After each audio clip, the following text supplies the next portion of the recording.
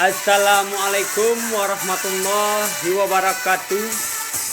Perkenalkan, nama saya Wahyu Syah Putra atas NIM 21086477. Baiklah, saya di sini akan menjelaskan tentang apa itu filsafat.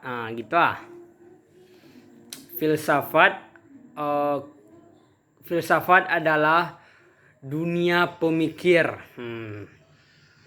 Sejarah arti olahraga telah diperkenalkan sejak zaman prasejarah ini. Tersusun sangat subjektif yang relatif baru dari penyelidikan filsafat olahraga.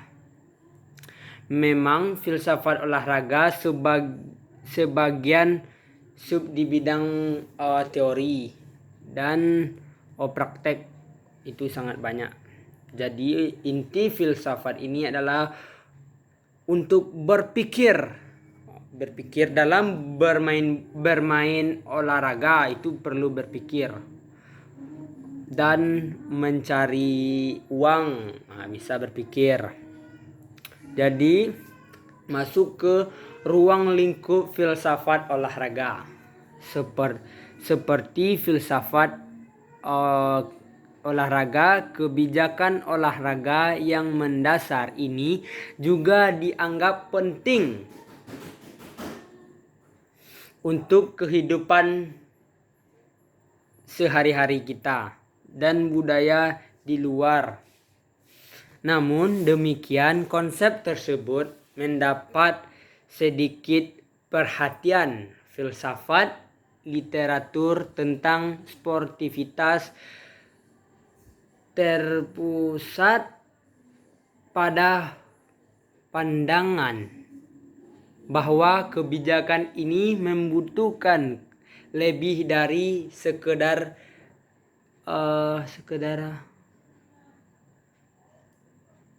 kebutuhan dalam organ tubuh, gitu ah.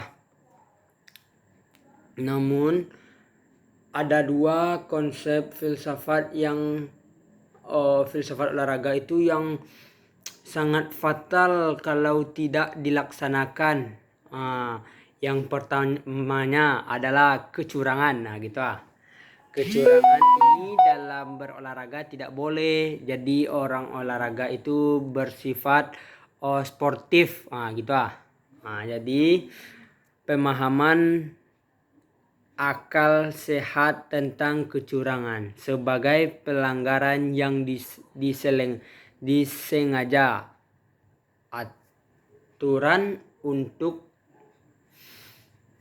mendapatkan keuntungan.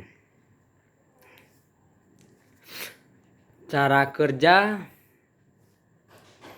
para atlet telah berusaha untuk meningkatkan kerja mereka dengan menetapkan berbagai peningkatan daya tubuh dan akan memakai doping itu.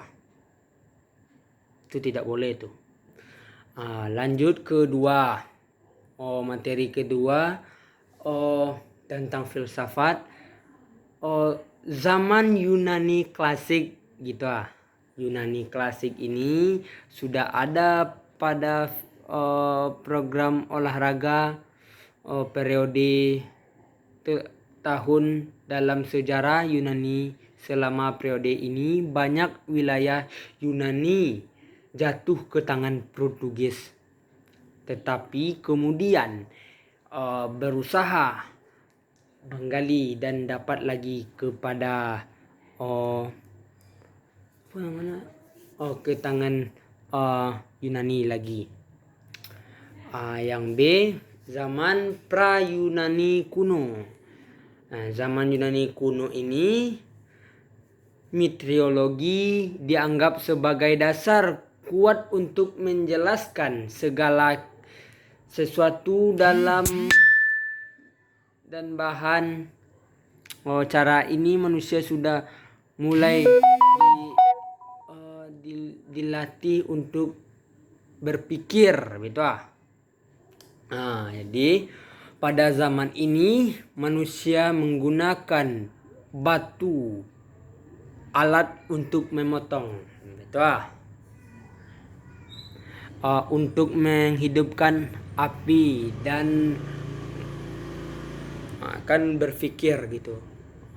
Begitu pula dengan olahraga. Filsafat Yunani kuno muncul pada abad ke-6.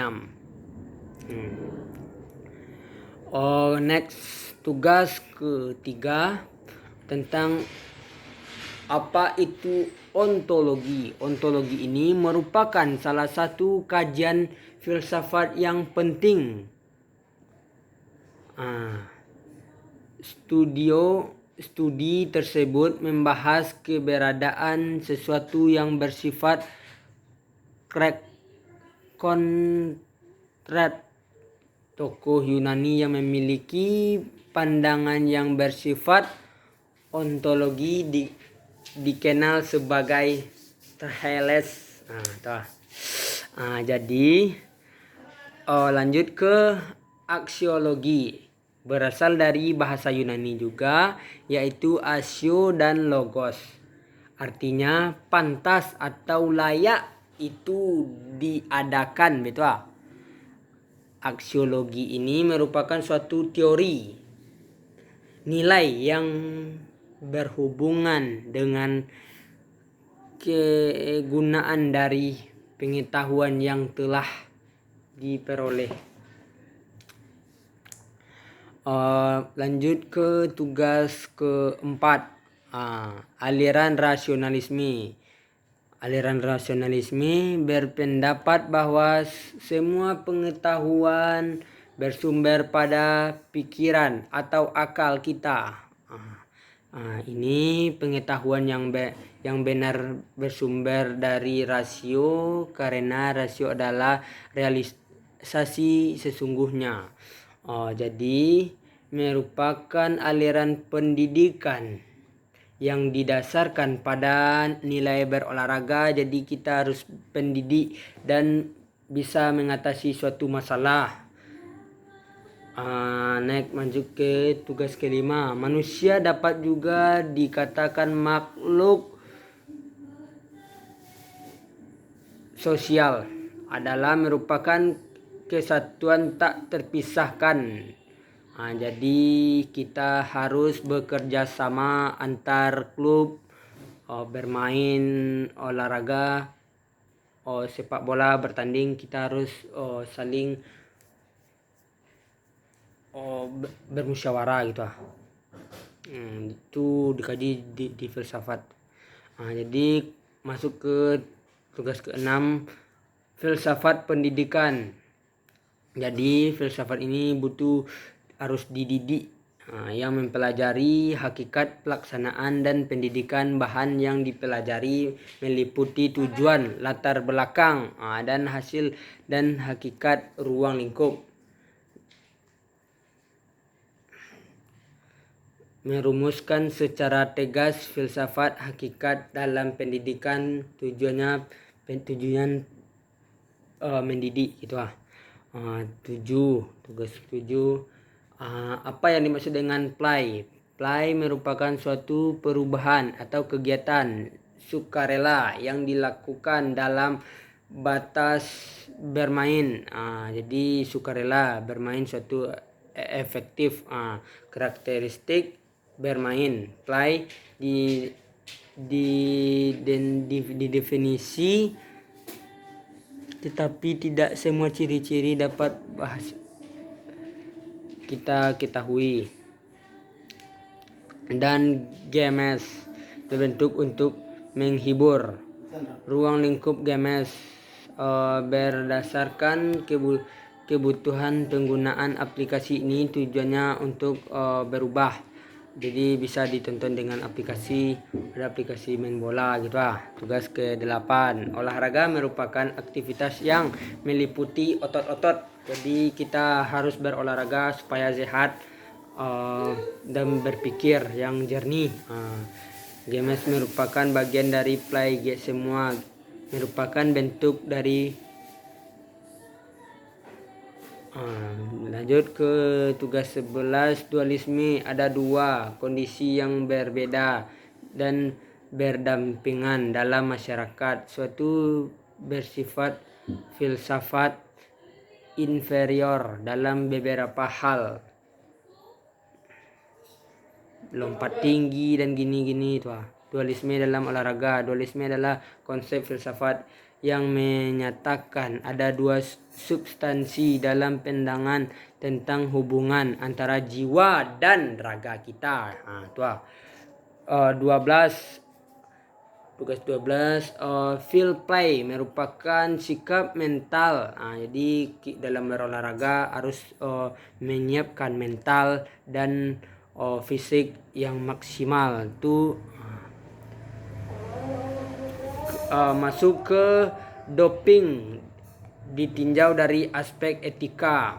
Jadi doping ini bisa dilihat dari etika kita. Kalau kita memakai doping, etika kita sangat buruk gitu. Jantung tidak beraturan berdetak-detaknya, dan suka emosional, tidak terkontrol emosi, sangat muka sangat kelihatan marah terus. Jadi itu doping. Kalau memakai doping, jadi dalam berolahraga tidak boleh memakai doping. Tenaga besok dipres dihabisin sampai di tenaga hari ini. Itu doping ini dilarang. Ada tes urinnya di kepelatihan itu tidak boleh memakai itu. Jadi dalam segi olahraga ini bisa, dalam filsafat ini bisa kita memikir olahraga ini bisa mendapatkan uang hasilnya. Misalnya kita di kampung ada pertandingan bola, bisa kita jadi tukang parkir, ada perkarangan dikit, bisa jadi luangan untuk mendapatkan money gitu. Hanya itu yang dapat saya sampaikan. Kalau ada kata-kata yang salah mohon dimaafkan. Sekian, terima kasih.